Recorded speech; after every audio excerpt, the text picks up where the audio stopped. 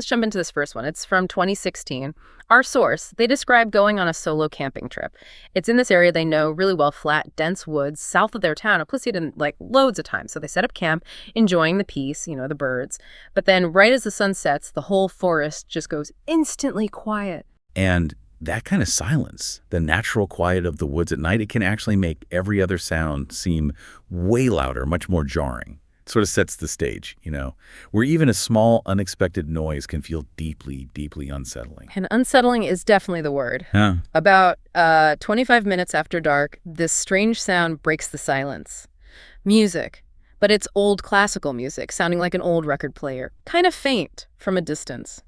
The really odd part, the eerie thing, was that it was the same short piece of music, just playing over and over, on repeat, for at least half an hour. Right, that repetition. And the source saying it felt like it was filling the void of the silent woods. It immediately makes you ask, well, why?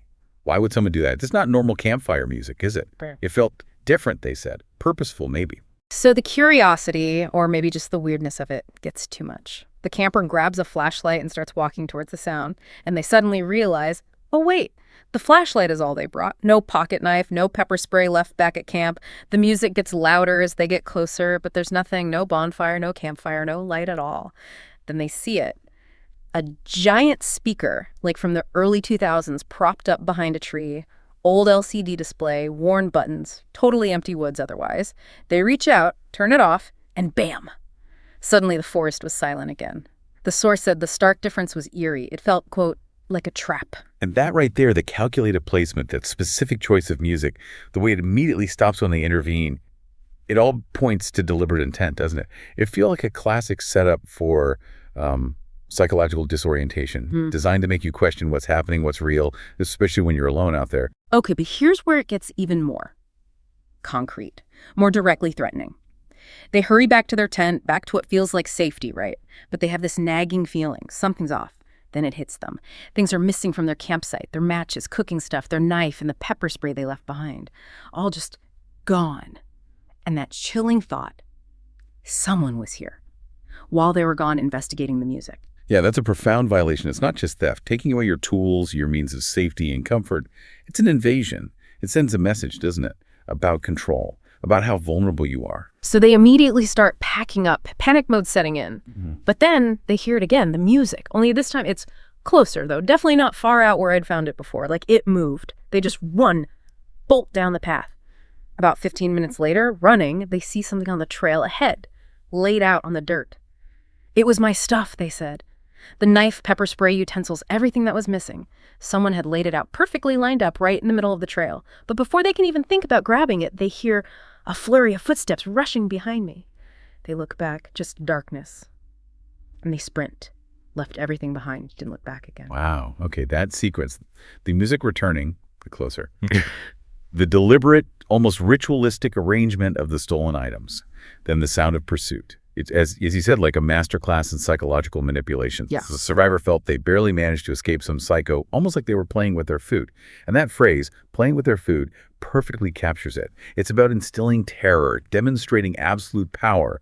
It's not even about the stuff, clearly. Yeah, the fear seems to be the goal. That first story, it just sets such an unnerving precedent, That level of planning, that psychological element, it's chilling. Let's see if these themes carry over. We'll shift now to Fairbanks, Alaska, near the White Mountains, a very different setting. Our next source was also solo camping, 2 days into their trip, and suddenly a man just showed up near their campfire. Startled them because, well, they hadn't seen a single soul for days. Didn't hear him approach at all. Right. That silent, unexpected appearance in such an isolated place, it immediately triggers your internal alarm bells. That lack of any sound beforehand is a huge red flag. At first, though, the man seemed pretty normal. Like a typical camper, he just asked where a public cabin shelter was. Yeah. In our source, they knew the area, knew there was supposed to be one nearby.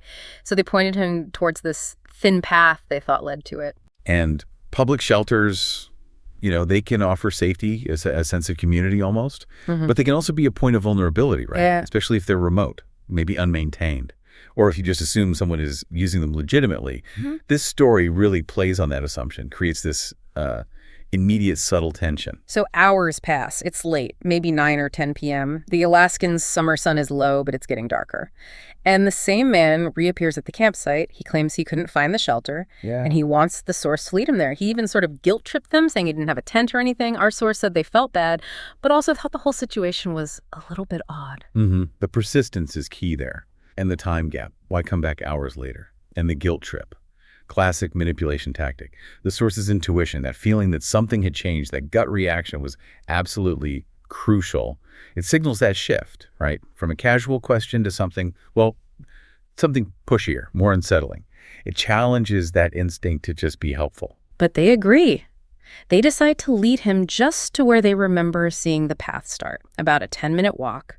They get there, find the path easily, and they can even see the cabin far down toward the end of it. Our source notes, there was no way he could have missed it. But the man still seems unhappy, claims this wasn't the right cabin, so they walk closer together. And the cabin, it's in terrible shape. Broken windows, moldy wood, looked like it had been deserted for years, which the rangers later confirmed it was discontinued, no longer in use. See, his insistence that it's not the right cabin, even though it's clearly there and the directions were right, it shows he wasn't really looking for that cabin. It feels like a deliberate effort to keep the interaction going, to lure the source to this specific, isolated, vulnerable spot. The rundown state of the cabin itself just amplifies the danger. It's like the perfect desolate stage for whatever he had planned. And then comes the terrifying moment. The man just goes quiet, stops about 10 feet away, and holds out a knife. Just holds it out. And then, in this monotone and emotionless voice, tells the source to go into the derelict cabin. Our source instantly decides going into the cabin was probably the worst option, drops their bag, turns, and just runs. And chillingly, they noted they didn't hear him chase me. They risked a look back, and he was still just standing there holding the knife and staring. It just makes your skin crawl. What's the play there? If he's not chasing, what's he doing? Is it about the chase later or something else entirely? Well, that decision not to chase immediately, that's a really powerful psychological move, isn't it? It lets the victim think they've escaped, gives them that fleeting sense of relief, maybe lets their guard down slightly, only to potentially set up the next phase of whatever he's doing. And dropping the bag, a totally understandable survival instinct, but it creates a new vulnerability, doesn't it? Something the predator can then use. It really highlights that awful cat and mouse dynamic again. Unbelievable. So, after hiding for about 30 minutes, terrified, the source creeps back towards the cabin area. The man is gone. But so is their bag. They start making their way back to their own campsite, heart pounding, feeling like they're still being watched, sensing that I wasn't alone still. And then they see it. The bright glow of a campfire burning right in the middle of my campsite, a fire they expected would have burned out hours ago. And sitting right in the middle of the campsite is their bag. Just as they're processing this, wondering if they should grab it, the man casually walked out of the darkness behind the campfire, tossed more sticks on the fire, sat down, and started humming to himself. Wow. That whole sequence.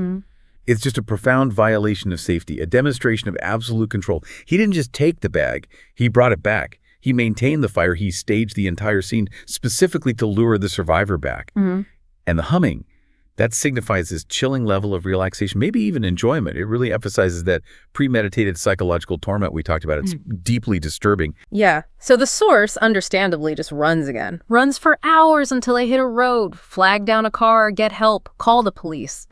The police and rangers went out the next morning, found nothing. All the source's gear was gone. And get this, even the stones from the campfire were moved and thrown back into the forest like they were trying to cover up that it was ever even a campsite. Completely erased. That final act, erasing all trace.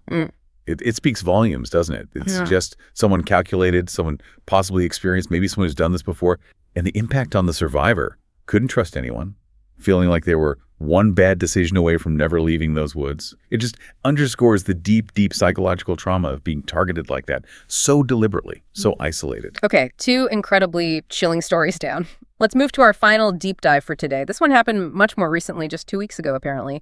Northeastern Wyoming, supposed to be a very routine backpacking trip. And that expectation of routine, the predictable, it can sometimes make us less alert to small things that are off, which makes the truly unsettling moments stand out even more when they happen.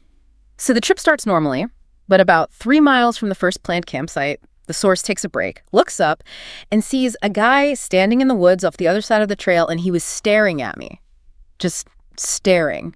Then, almost right away, he lifts his hand and does this really strange wave, like trying too hard to seem friendly, but the wave itself was almost robotic, unnatural. The source just got a bad vibe and left quickly. Yeah, that robotic wave, the intense stare, the fact he's off the trail, those are immediate flags, aren't they? Yeah. Something's not right there. Yeah. That gut feeling, that urge to just leave, even though there wasn't an overt threat yet, that's crucial self-preservation kicking in, recognizing a social anomaly, basically. So, a couple of hours pass, they get to the first campsite, start cooking dinner, and guess who shows up? The same man. Source gives a description. Short black hair, a medium beard, and a gray flannel with blue jeans. Looked maybe mid-30s to early 40s. And he has this grin on his face that was clearly supposed to seem friendly, but it definitely didn't, felt fake. He starts making small talk, then just sits down right up next to me, way too close for comfort. The source felt he was acting way too friendly, almost aggressively friendly, pushing boundaries. That aggressively friendly approach, Yeah. that's a known tactic, unfortunately. It's designed to bypass your personal space, your boundaries, disarm you through social pressure. It makes you feel awkward, uncomfortable, but maybe hesitant to be rude, right? And that creates this power imbalance he can exploit. Then it gets weirder. The man sort of jokingly makes fun of the source's simple camp meal, calls it a homeless meal, and then he pulls an opened protein bar from his own backpack and tries to give it to them. An already open bar, he was really pushy about it, kept insisting they take it. Eventually he gave up, but then said he was planning to stay at this campsite anyway, so he'd give it to them later. The source felt instant relief, hearing he was staying put, used it as an excuse, lied and said a friend was waiting for them at the next campsite further down the trail, and quickly left. The man just held that ingenuous smile. Whoa, the open protein bar. That is a deeply, deeply unsettling detail. I mean, the implications, is it an attempt to drug them? Contaminate the food somehow? Or is it just a bizarre power play, a way to test boundaries, exert control? Whatever the reason, combined with the pushiness and then the lie about staying at that campsite, it screams malicious intent. Clear as day. Definitely. So the source gets to their actual planned campsite a couple of hours later. Sun's starting to set, they're tired, but wisely, they decide not to fully unpack or set up their tent yet, just in case. They said, I had to make a quick exit. Thank goodness they did. Because not even 10 minutes later, they hear those same footsteps approaching, and the man appears again, still with that creepy grin. Okay. The source, just fed up and angry at this point, maybe a bit recklessly, confronts him, asks straight out, are you following me? And the man, he just jokingly laughed and said, yeah, I'm following you. Just like that. Wow. Okay, that direct confrontation and his response. That chillingly casual, flippant admission, it just confirms everything, confirms his predatory nature. The joke is obviously not a joke. It's meant to destabilize the victim further, make them question if they're overreacting, question their own sanity. And thank goodness the source hadn't fully set up camp. That instinct, that caution, it absolutely paid off. It allowed for that necessary quick escape. Yeah, they immediately grabbed their bag and just started walking back the way they came, heading back past the previous campsite. They didn't stay on the trail, though. They moved maybe 200 to 300 feet off the trail into the woods, found a discreet spot, and quietly set up their tent. But they left almost everything still in my backpack, ready to go again. Middle of the night, they wake up. Footsteps, crunching on leaves, right from where the trail was. The footsteps get closer. Then they started to fade out, moving further down the trail. He walked right past their hiding spot. He didn't see them. That is classic evasion. Moving off trail, staying absolutely silent. It works. But can you imagine hearing those footsteps in the pitch dark, knowing someone is actively searching for you? It's incredibly terrifying. The fact he moved on suggests the hiding spot worked. The evasion was successful. But the psychological impact of knowing how close he was, that lingers for sure. Absolutely. The source waited until sunrise. Didn't sleep much, obviously, then just booked it back to my car. Got out of there as fast as possible, never saw the man again. But the feeling stuck with them, feeling disturbingly close to having something really horrifying happen, and realizing the man likely had pretty nasty intentions, especially the more I think about the protein bar. Okay. Wow. Let's try and unpack these three stories together now. What are the common threads you see emerging from these really unsettling encounters? Well, the first thing that jumps out is how that initial sense of safety is just completely shattered, isn't it? Yeah. All three started out seeming like normal, even familiar wilderness trips. But being alone, that isolation, it just ramps up the vulnerability. It creates, unfortunately, an almost ideal scenario for a certain type of predator. Right. And this is where I think the pattern gets really alarming. It's the pervasive use of psychological tactics, almost like warfare. You've got the repeating music, the staged missing items, the gear laid out on the trail, then the guilt trip to get someone to lead the way, the creepy open protein bar, the joking admission of following. These aren't just random scary things happening. They feel like calculated moves, don't they? Exactly. Calculated is the word. These encounters really illustrate this chilling predator-prey dynamic. It's like that phrase from the first story, playing with their food. It seems less about immediate overt violence, although that threat is always there, and more about control, about instilling terror, about prolonging the victim's fear and confusion. Those deliberate acts, like not chasing right away or making things appear and disappear, they seem designed purely to maximize that psychological impact. But I mean, couldn't some of this just be, erratic behavior from someone who's deeply disturbed, rather than some kind of master strategy? That's a really fair point. It's hard to know the exact intent, obviously. But the consistency across these accounts, the methodical way the victim's sense of reality and safety is warped, it does suggest a level of purposefulness that feels, I don't know, beyond just random erratic actions. It feels almost too precise sometimes. So, okay, thinking about this, what's the practical takeaway? What can we distill from these really chilling stories for anyone, whether they hike solo or just, navigate life? Well, beyond the obvious advice to trust your gut, which is crucial, these stories really expose something deeper, I think. They show how our normal social conditioning, being polite, wanting to help, trying to rationalize strange behavior, can actually be the very thing a predator exploits. So the insight isn't just what to do, maybe, but understanding why our natural helpful instincts might actually become vulnerabilities in these extreme situations. You have to be willing to override that politeness sometimes. And of course, it highlights the need for constant situational awareness, having an escape plan, even when you feel safe. Ultimately, these accounts are a stark reminder that the wild dangers aren't always bears or weather. Sometimes it's about the really unsettling, manipulative side of human interaction, especially when those normal social checks and balances are stripped away by isolation. So we've taken a deep dive into some genuinely unnerving wilderness encounters today. We've pulled apart those details, the things that made them so creepy, and looked hard at the psychological games being played. It really does make you think, doesn't it?